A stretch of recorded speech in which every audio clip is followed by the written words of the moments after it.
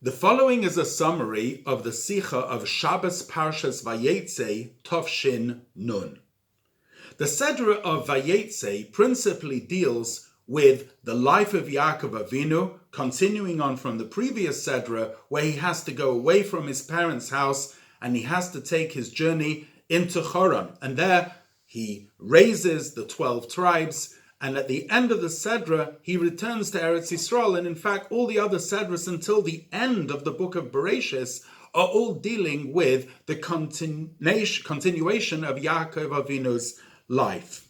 So in fact, we actually find that in his lifetime, if we were to divide it up into sections, we find that one period of his lifetime, the first period, which was for 63 years, he was in his father's house in the land of Israel.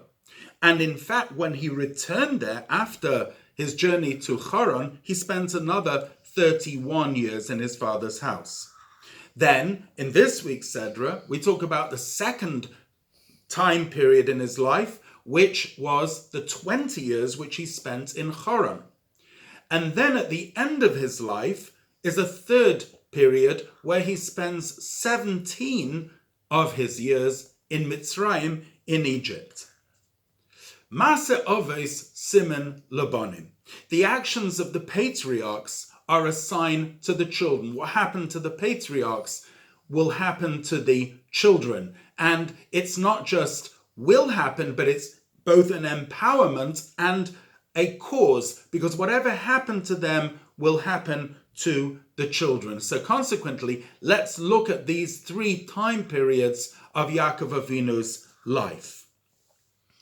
There is a novelty which we find by Yaakov Avinu, which we do not find by Avraham and Yitzchak. The Gemara says that Avraham yotza mimenu Ishmael. Avraham had a child, Ishmael, whom he had to send away. Yitzchak also had a child, Esav, whom he needed to distance himself from. However, says the Gemara, Yaakov mitosei shlema. His bed was complete, meaning all his children were tzaddikim, all his children were righteous. Now that itself begs the question. Avraham and Yitzchak were tzaddikim gamurim, were completely righteous. In fact, we call them a merkava, a chariot to the divine. And if that's so, how come Avram had a Yishmael and Yitzchak had an Esav?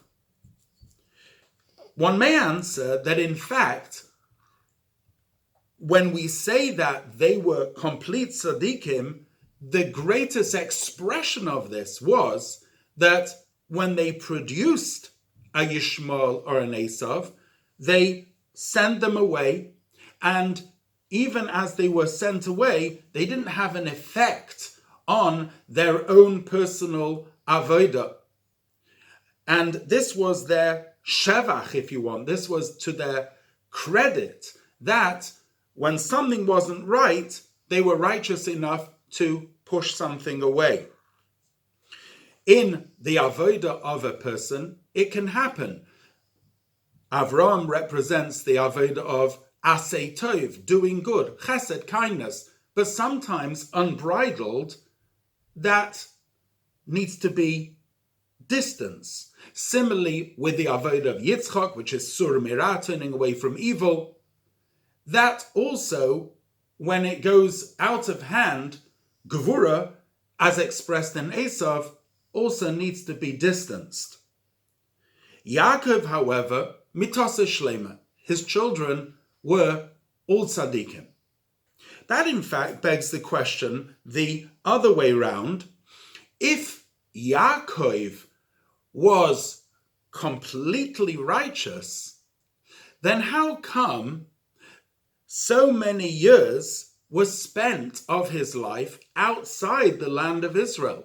Surely he should have been like Yitzchak, who was an oila tamima, a burnt sacrifice, meaning that he never left the land. Surely Yaakov, who was a complete tzaddik, and his children were tzaddikim, his life should have been in an arena of complete holiness.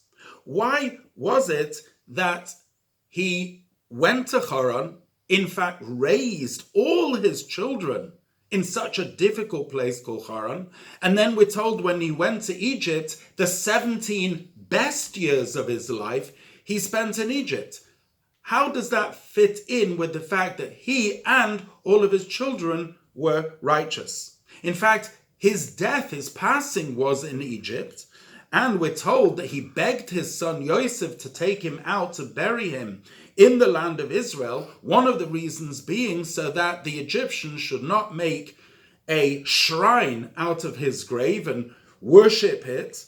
And the Egyptians, in fact, themselves embalmed Yaakov. It was only after 70 days that he was actually taken out of Egypt and returned to burial in the land of Israel.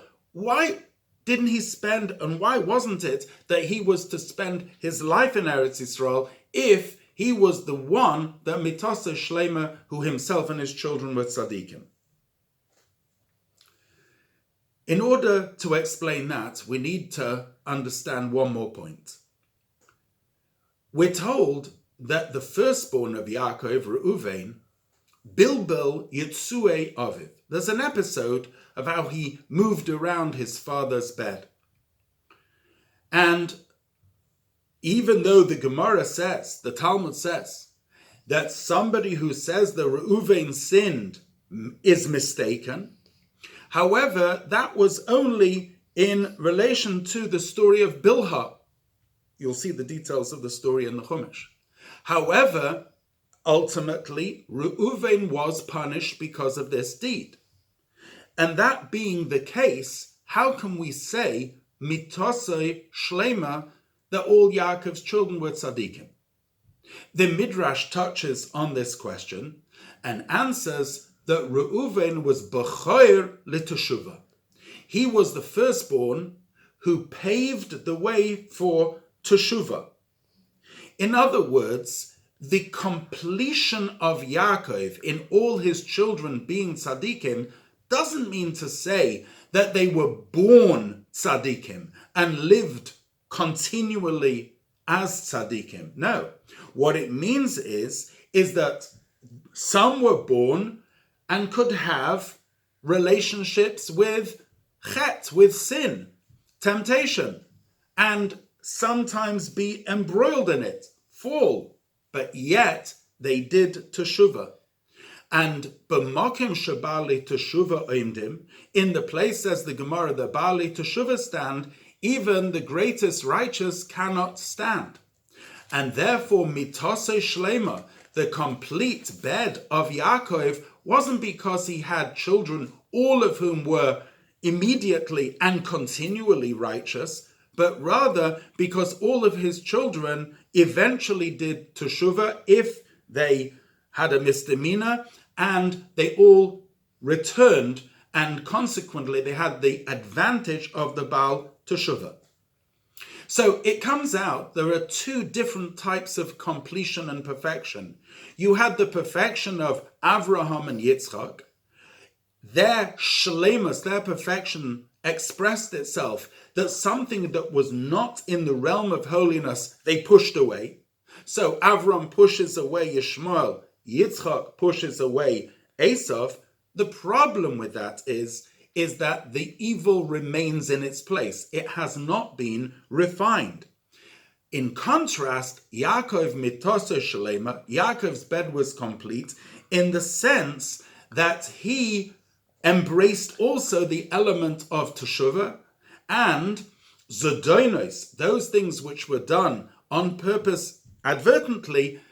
Through the process of teshuvah, nasu zochios become merits, so much so that ultimately Yaakov was able to refine even Esav, as we see that the revelation of the sparks of holiness that are latent in Esav are refined and elevated through Yaakov, such as in the personalities of Unclus Hager and Reb Meir, who came from Gerim. The idea being that the sparks of unholiness were elevated and there was the revelation of the lights of Tohu, which were hidden inside Esav, were refined specifically through Yaakov. Just like we find that mitose shlema, Yaakov's children were righteous, we find by Yaakov himself this type of avodah. Because in addition to Yaakov being in Eretz Yisrael in the first part of his life, and the word Eretz means a land that desires to do the will of its maker, which represents the avodah of tzaddikim, thereafter Yaakov goes to Haran and later to Mitzrayim. And Haran and Mitzrayim both denote the avodah of teshuvah, the refining and transformation of the diaspora, and specifically there in the diaspora, in a place of manifest unholiness, it is where Yaakov transforms and refines. And therefore, he has both levels. He has tzadikaya and tiyuvta. He has the level of the tzaddik and the level of the Baal Teshuvah. He is able to refine Lavan. He is able to refine Esav. He is able to ultimately go up from Egypt back to the land of Israel. Well, then the question now is the other way around. If that truly was the power of Yaakov, how come the vast majority of his life he spends in the land of Israel? He should have spent it all in the diaspora. The answer is that we actually need to look at Yaakov's life not as independent stages, but as all a singular expression of who Yaakov was. In fact, the life of Yaakov encompassed the service of the tzaddik, the Beinani, and the Rasha. And each one has something which the other one does not have. In the world of the tzaddik, there only exists good. In the world of the Beinani, you have the constant battle of the Yetzer Tov and the Yetzer Hara. And through avodah, through working, the Beinani can achieve a level of which it's attested about him that he never did a sin on the level that he is now, and he never will do either. But he's constantly challenged. And then there's also the level of the Rasha. The Rasha who falls, and yet who can do teshuvah, and who has the advantage that zodonos, that the things that he did on purpose, advertently, are boomeranged into zachias, into merits for him. The power for all those different types of service are all taken from Yaakov Avinu. In the land of Israel, he represented the avodah of the tzaddik. In Haran, when he was faced with the two-faced Lavan, the constant challenge, that was the avodah of the Beinani. And in Mitzrayim, where there was manifest avodah zarah, this was the avodah of the Rasha and the Baal Teshuvah, the returnee. You may ask, how is it possible that in one person they have all these three? The answer is, it's not three different people that we're looking at. We're actually looking at one single person who has one single focus. By Yaakov Avinu, the different types of being of avodah, of being a tzaddik, being a Beinani, or a Baal Teshuvah, all meshed into one avodah. We actually find this by when he's returning in this week's Sedra from Lavan, and he comes and he's approaching back to the land of Israel. At the end of the Sedra, it says he comes to a place called Machanayim, because the two camps, the camps of the diaspora angels and the camps of the Israel angels, come together. That's the fusion of the Beinani and the Tzaddik, the coming together. And so, if we have a look at the three patriarchs, Avram, Yitzchak, and Yaakov, we have two distinct types of avodah. Avram and Yitzchak represent tzidkus, righteousness, but in a way in which they push away anything which stands opposite to righteousness. And then you have the avodah of Yaakov Avinu, who has the capability in whichever milieu he finds himself in, whether he's in the land of Israel, whether he's in Haran, whether he's in Mitzrayim, whether he's operating as a tzaddik, as a Beinani, or potentially as a Rasha stroke Baal Teshuvah, he manages to elevate and stay as complete, and not just him, all his children as well. In fact, we find being that Yaakov is a neshama koileles, is a general soul, we find this drama rolling itself out in every single soul. Because every single soul starts off as Tohorehi. In the world of Atzilus, it's completely pure. And then Ata Varasa, Ata Yitzarta, Ata Nafachtabi, until there has to be Ata Meshamarabi, there needs to be the Shmira, the guarding of the soul, that it shouldn't get tainted by the Charon and the Mitzrayim of this world. In a person's personal avodah, we also find that there are areas where naturally they are drawn to holiness because of the nature of their godly soul. That's the tzaddik element in them. There are elements in which they are challenged, and there are, certainly in their mind, there are terrific battles going on and struggles going on. This is the existence in Choron.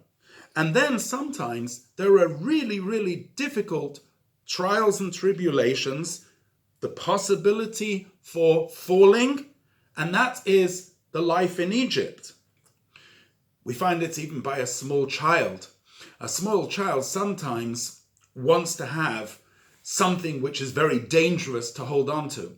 In fact, we need a parent or an educator to guard the child that they shouldn't hurt themselves in the process. This is certainly the case in our generation, where so many Jews are in an arena where they can be harmed spiritually. It's necessary for educators and parents to protect and make sure that they don't self-harm. In a more refined way, in each one of the levels of the tzaddik, Beinani, and Rasha are each of the other levels. In the Baal Teshuvah, the Baal Teshuvah doesn't become immediately in one spring a tzaddik.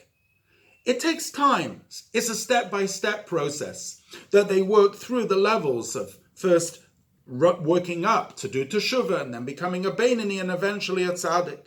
Similarly, by a Beinani has those areas where they have a natural desire for matters of holiness, and there are areas where they are really challenged, as it says in Tanya, Rasha, like a Rasha. And then you have the tzaddik. The tzaddik, it says, Ein tzaddik ba'aretz hashayasa tova lo yachta. Even by the greatest tzaddikim, something is lacking, and it could be because of a lack of passion in their service, and it could be because of various nisyonos, various trials and tribulation of the place in which they are living. In day-to-day life, we see this rolling itself out also. A person starts off their life in shul, their daily life. They go to daven, they go to learn. That's the realm of holiness. But then they enter into the land of commerce. And of course, in that land, there are tests, there are trials, there are tribulations. They get mixed up, possibly with people who are idolatrous, possibly people who think that they are earning their money through their prayer to their idols. And in all of that, whether the person is in the realm of the tzaddik or the Beinani or the Rasha stroke Baal Teshuvah, there needs to be, and there is, the empowerment of Yaakov Avinu, that mitosa shlema. We find it in Jewish history as well. There were periods which we had when we were in the Beis Hamikdash, in the open arena of holiness, and then there is the time of Golus, both of Choron and Mitzrayim. in each one of those times, phases, we have the empowerment of Yaakov Avinu, that he gives us the ability that when, in whatever we are engaging with, we have the ability to elevate and refine, so much so that even when we're engaged with Esav in commerce, we can refine, and we can in fact be mahapach, we can transform, especially nowadays with having an influence on our environment, spreading the 7 Noahide laws, which is a birur, a refining of the nations of the world. And certainly lately, when there have been major revolutions in the world, as we spoke in the previous Farbrengen, and they have been b'sheket to b'menucha, quiet and tranquil revolutions, now is a time when we can have a tremendous influence and birur on the nations of the world. As the Frierdiker Rebbe said, Imdu hachin kulchem, we're standing just before the Geula, and therefore the birur, the refining of the Umas ha'olam of the nations of the world, is almost at an end. This parsha, the parsha of Vayeitzei, we always read around the day of Yud Kislev, the 10th of Kislev. In fact, in the year Tavshin Nun, Yud Kislev was on Friday on Erev Shabbos. Yud Kislev is the day of the Geula, the redemption of the Mittler Rebbe. And it was a redemption of all matters of Chassidus. And the redemption came out in a way that the very people who imprisoned him were the very people that freed him. In fact, all the imprisonments of the Rabbeim, starting off with the Alter Rebbe and the Tzemach Tzedek and so on, and the Mittler Rebbe and the Tzemach Tzedek and so on and so forth, are all part of the birur of the refining of the Umas ha'olam of the nations of the world, especially the Tzemach Tzedek, who we see that after he was released, he was given a beautiful title, an Ezrach Nechbad Ladoris, an honored citizen for all generations. And so from these Geulas, the Geula of Yud Kislev, we receive the empowerment of Geula in all of our matters, in our Torah learning, in our engagements with areas of holiness, and also when we're engaged in the levels of the Beinani and the Rosh and the Baal Tshuva, with the Choron and the Mitzrayim, whichever levels we have to deal with, we get koyach from this moment of Geula, that we can have a Geula in all our avodah. And therefore, we should connect the day of Yud Kislev, the day of Geula, with an addition in our Torah learning and our performance of mitzvahs, especially connecting it with a Farbrengen and making sure that we're making the correct preparations for Yud Tes Kislev and the days of Chanukah. And all Geulas are connected with each other. All these days of redemption are connected with the ultimate Geula and the coming of Mashiach. And then we'll be able to answer the question, which Vayishlach Yaakov Malachim in next week's Sedra. Yaakov sends messengers, angels, to see if Esav has been refined. However, we will have the answer that after all the generations of refining and after all our work, the avodah has come to an end, and Mashiach will come for Hoisa Lavaya Amlucha. Amen. Kain Yehi Ratzon.